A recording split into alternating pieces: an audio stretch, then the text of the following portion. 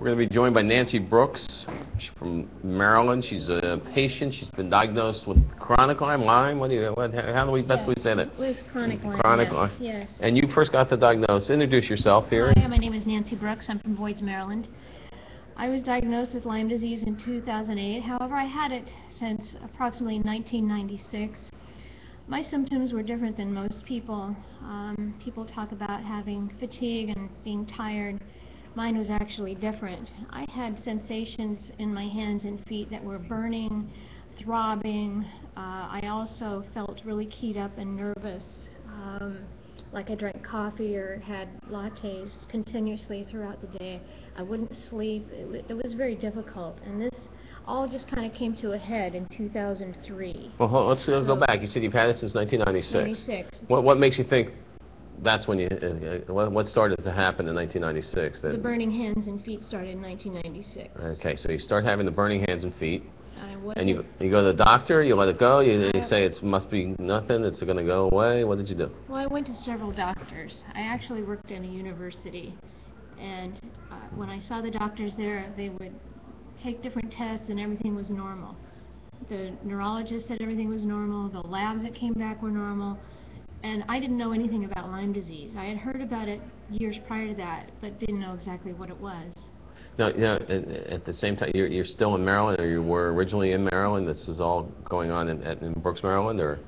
Oh no, this was actually when I'm sorry, you're Brooks, Boyd's, Maryland. Boyd's, Maryland. I don't know where Boyd's, Maryland. Where is Boyd's, Maryland? It's near Germantown. Okay. About 3 miles from Germantown. Okay. Yes. Actually, in 1996, I was living in Oregon at the time. I moved here in 2003. So it all started in 1996 in Oregon. Oregon has a lot of deer, just like you do here. But anyway, I didn't get the deer tick off my body. I didn't have the bullseye rash. But I noticed that I was getting these weird sensations in my hands and feet.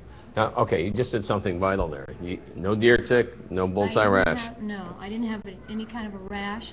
I didn't have any kind of a... I've seen ticks, but I know what they look like. But I never had anything on my body like that. I'm not laughing at that. It's okay. People are tweeting here. Yeah, what are they okay. saying? Well, we invite them to ask you questions and come to, but they're also watching. Oh. We're watching us, and they're watching the hearing that's going on, and Gary Wormser is the last person to testify. Yes. He is not, I would say, high on the list of a lot of chronic Lyme people's. They don't rank. They're not a big fan of Wormser. And one of the comments here is. Well, hold on a second. Let's see if I can find it. It was humorous. They're not a big fan of his, so we'll leave it. It's something about him being on page 666 of some directory or something. But no, we want people, if they have any questions for you or want to share in your story, yes. Please tweet along with us here at #LymeWatch, #LymeWatch. Put it in your tweet, and Nancy will hopefully can answer the question if they're. Yes. Okay, so the burning hands, no tick bite, no rash. No rash. Your hands, your feet, they're burning. Doctors, neurologists, all specialists. Everything came back normal, but I knew something was wrong. Plus the being keyed up, the feeling of like I drank coffee, and the lack of getting a good night's sleep, and all that it just kept accumulating as the years went on. The burning sensation got worse, and then it was in my legs. And as I saw different doctors, they all said the same thing. Oh, you look normal, everything's fine. Blood work comes back fine. I had one doctor tell me that it was fibromyalgia. A week later, I saw another doctor get a second opinion, and he said, no, you don't have fibromyalgia. It's Raynaud syndrome. So I was getting like all of these different doctors giving me different diagnoses and different medications and creams, and I was so confused. And then there was one time I went into one of the doctors. I was so pissed off that I took a grocery bag full of all my medications, and he said, what medications are you taking? And I set the whole thing right on his desk. I said, here, this is what I've tried.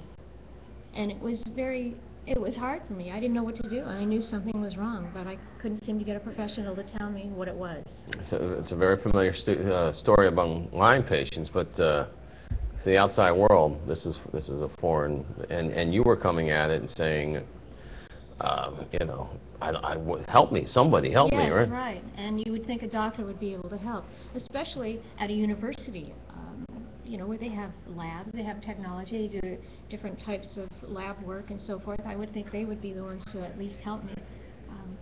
I wasn't getting anywhere. So I moved here in 2003 to be close to family, and I went to several doctors here, same thing. Finally, I had a doctor that did tell me it was Lyme disease. So and this was a year and a half ago, right? Yes, it was a year and a half ago. Okay, so when you hear that, Yes. is it, oh well, you know, I'm not thrilled that it's Lyme disease, or who knew it could be Lyme disease, but at least I have an answer, or was it a combination of emotions? I was relieved that someone actually told me what it was, and when I talked to different people and their symptoms, that's what helped me, because it helped me understand, oh gosh, you know, I have this disease like some of these other people. Some of the symptoms are similar, so it made me feel good that, oh, there's someone out there who has the same thing and they're being treated also. But it was just very difficult, because at first I was happy that oh wow, somebody found out what I have, but then on the other hand it was, well, how are we going to treat this? And then as I got more information and talked to more people and got on some internet and looked at some different things, it got me even more confused. I didn't know who to believe. Mm.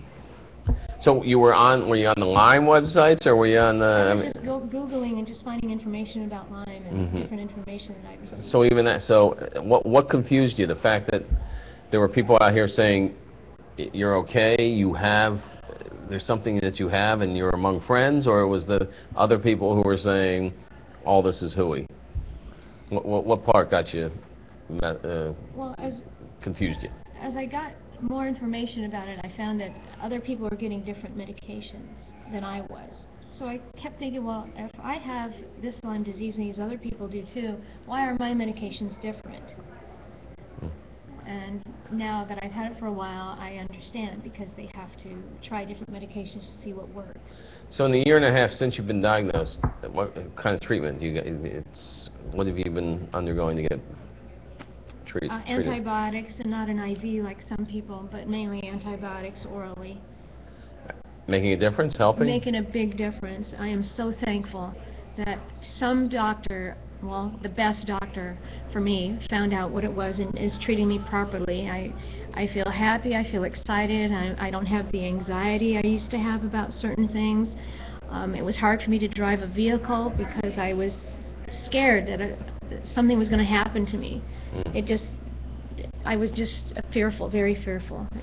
Now that's the paranoia that's sometimes associated with it, or an anxiety that's sometimes associated with, or you just were worried that your hands weren't working, and it was just the thought of being in a car and maybe being hurt, or even friends or loved ones. If they were going to do something, I was making sure that they were going to be safe. It was just a fear that would stir up. Do you remain on the antibiotics? Yes, I've been on them for a year and a half. They started real slow with some light medication and then worked up to the hard stuff. And when you hear, have you been watching the hearings? Yes. Okay. What struck you? What are you seeing here? Is it working? Is it making a difference? Are you hearing things that give you optimism, or are you saying, oh, it's going to be the same old, same old? I have a lot of optimism. I really believe that we're making a major breakthrough. People are paying attention to this, and I see the doctors are really trying to find out what the answer is. The doctors on the panel, you think that we're getting a lot of indications that people think that they're open-minded. Are you sensing an open-mindedness on the panel? Yes, a little bit. A little bit. A little bit. They seem pretty open. But I don't know what to make of all this. Yeah, and if anything, a Lyme patient knows it's not to get optimistic. Don't wait to see what happens. Yes, right. Wait to see what happens. Yes. All right. What advice do you? If you were going to testify to the panel today, what would you tell them? Oh wow, this is not a people do not like Lyme. People do not like the man who's testifying right now. Oh. You can see some of this. Oh my goodness. Okay. Gary, slam your co-presenters. That's not so. Well, if you go into the Lyme Love, I'm sorry, not Lyme Love, the Lyme Watch chat room, and you can see some of the comments that, and I think this, this sort of seems like a good way to leave people, I mean, because people are not happy. And you feel this as well, right? Yes, I just think it's a disease that's been overlooked for too long, and too many people are suffering. Children, the elderly, myself. I didn't know what this Lyme disease was. I had heard about it, but didn't really get enough information to know exactly what it was till now. So I'm optimistic that the medication is working. I don't know how long I have to be on the medication, but I'm thankful that I'm feeling much better. The burning hands and feet. And the hands and feet, do they still burn? They still? Slightly. It's not it was a throbbing feeling, like I had actually burnt them on the stove. Now it's very light and mild. Are you driving? Yes, you can drive, yes. How much did this, I mean, obviously there's the physical symptoms, but, I mean, did it interfere with your job or friends, family? Yes, it did interfere with my job. There were, I had several jobs because of my memory loss. And I knew that something was wrong, but I couldn't figure out what it was. And I was being laid off or let go. Gee, Nancy, I'm sorry, it's just not working out. I heard that so much that I developed a sixth sense, so I knew when it was coming. So I could actually look for something. Maybe it was probably the anxiety in my favor, I don't know. But I was able to actually look for something else and interview and get out before they let me go. So how many jobs were there? Oh my goodness, I don't know. One year I had 7. I know. Hold on a second. Yeah, 7 jobs in 1 okay, year. now before what'd you say, 95, 96? Yeah. Did you, was the job changing that much as well back then? No, it was just in 96 through 98 was very difficult, but 97 was the worst. And the 6 jobs or whatever that year? 7, right. 7 jobs? I know. I think That's a broken record. the record, I know. What, can I ask what kind of jobs they were? Yes, they were. It had to do with at the university. I was one of the front desk people for clinics. And you want job? Oh, go ahead. Sorry. In my memory, I couldn't keep track of things. I was losing people's information, paperwork, folders, and one of the managers actually came up to me and said that I should be tested for attention deficit disorder, which I was tested. It did come up positive. I continue to seek neurofeedback treatment, and that's a whole nother thing, but if you Google it, it's actually the brain teaching itself to get stronger and have a better memory. And when I went to this... That's the phone. Let me get that here. Yeah. Hold on a second. Dr. Maloney? Yes. How are you? It's Mark Silverstein. Oh, I'm very good, Mark.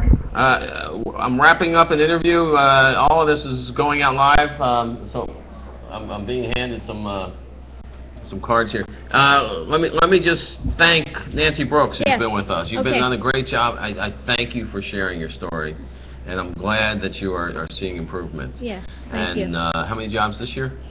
1. 1 job. And See? 1 job last year, too. Well, so that's same job? yes. Way to go. That's Yeah. great. Thank All you right. so much. Thanks for sharing with Okay. us there. All right.